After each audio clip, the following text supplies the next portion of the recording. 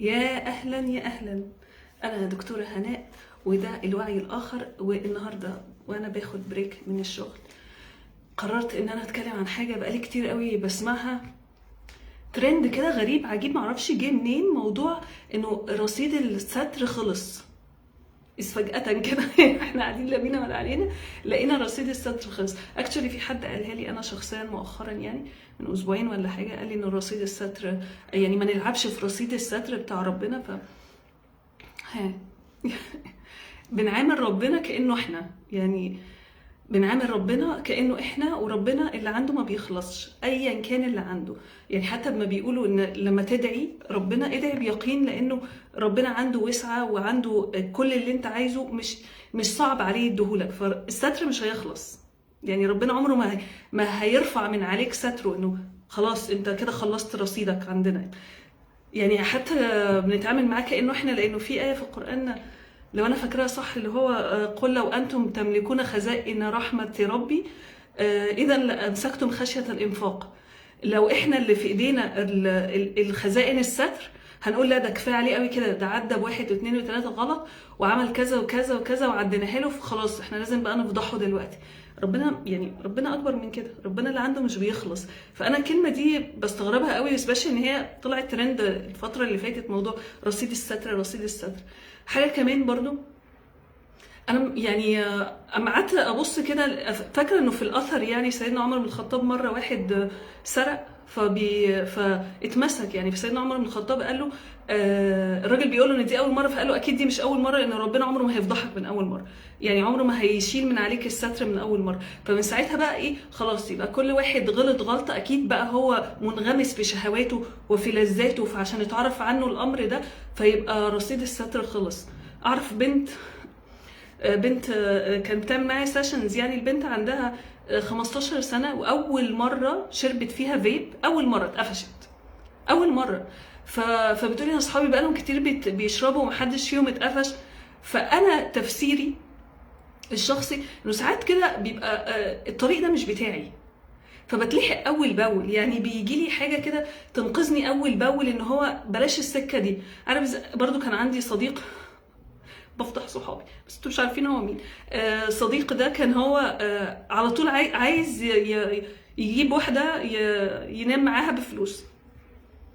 فكل ما يجي يعمل الحوار ده في حاجه تتسد في وشه، كل ما يعني قلت له خلاص يا ابني، يعني هي ربنا يعني بيحميك، ربنا بيحميك من المعصيه دي، فانت ليه مصمم تعملها؟ كل ما يروح في المشوار، ما هو مش شرط الستر يكون خلص، يعني مش شرط، ساعات بيبقى ربنا مش كاتب لك تمشي في السكه دي. الحاجه كمان اللي انا بلاحظها انه حتى لو حد بقاله سنين مثلا بياخد مخدرات، بيمارس يعني بيعمل اي فعل يتسمى معصيه ايا كان، والحاجه دي فجاه اتعرفت، انا بشوف ان اللي بنسميها فضيحه انه اتفضح واتعرف وكده. زي في جزء من ايه بيقول باطنه فيه الرحمه وظاهره من قبله العذاب، يعني يبان ان الفضيحه دي مصيبه كبيره قوي انه اتعرف عني كده، دي المصيبه. بس جوه لولا المصيبه الكبيره دي اللي حصلت ما كنتش هتلاقي الرحمه جوه. كلنا كده، كلنا ساعات بيحصل لنا يعني واتيفر بقى، كارثه، ابتلاء، اتطلقت، ابني لا قدر الله حد وابنه مات، جوزي مات، الست اترملت، مش عارفه واحد مراته سابت له 4 عيال، انا في مصيبه.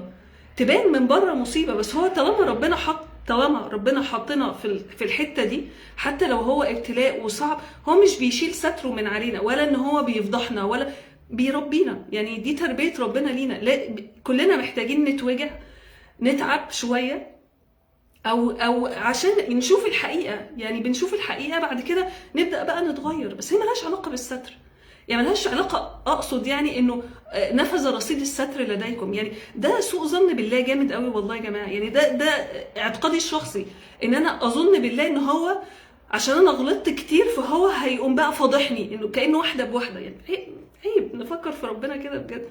يعني هو مش بيفضحني، انا بشوف انه حتى لو احنا سميناها فضيحه بشوفها فوقان، بيفوقني which is okay. يعني في ناس مثلا بتاخد مخدرات وبقالها سنين بتاخد مخدرات، ومره واحده كده تلاقيها افورت بقى، والدنيا بقت صعبه معاها وبعد كده يروحوا بيها المستشفى وما اعرفش ايه. لولا الحادثه دي اللي هنسميها فضيحه واتعرف والدكاتره وكلموا اهلهم وكلام من ده، ما كانش هيفوق. فما اعرفش، ما اقدرش اقول ان ربنا خلاص فضح ستره، يعني كلمه سخيفه فيها انتقام، انا مش قابلاها بصراحه، ولا قبلها من اللي قالها لي بصراحه برضو، يعني مش قابلاها منك، عشان ربنا ستره ما بيخلصش. وانا لو بعمل حاجه بيني وبين نفسي، انا مؤمنه ان ممكن اقولها لاي حد، يعني ما عنديش مشكله في القصه. بس كونك انت شايفها ان هي كبيره ولا معصيه ولا غلط، ولا ده ظنك انت في الحاجه دي ايا كانت هي ايه. فانت برضو بتحكم عليا من وجهه نظرك. هي فعلا وما قدر الله حق قدره، يعني ربنا رصيد ما بيخلصش، وما عند الله يبقى بخير، انه ربنا خزائنه واسعه، وعمر ما في حاجه اسمها رصيد الستر بيخلص. وربنا يسترنا كلنا ويرحمنا من الهباب اللي بيدخل عقلنا ومن سوء ظننا بيه، يعني يجعلنا موصولين بيه. بس انا كده قلت الكلمتين اللي في زوري، لحد ما اروح اشوف الشخص اللي قال لي الكلمتين دول وهقولهم له بقى في وشه، عشان ما يقوليش لا ما نلعبش على رصيد صدر ربنا. يا عم انت مالك انت، انا بيني وبين ربنا، بيني وبين ربنا، ده حاجه غريبه جدا. يلا يومكم جميل، باي باي.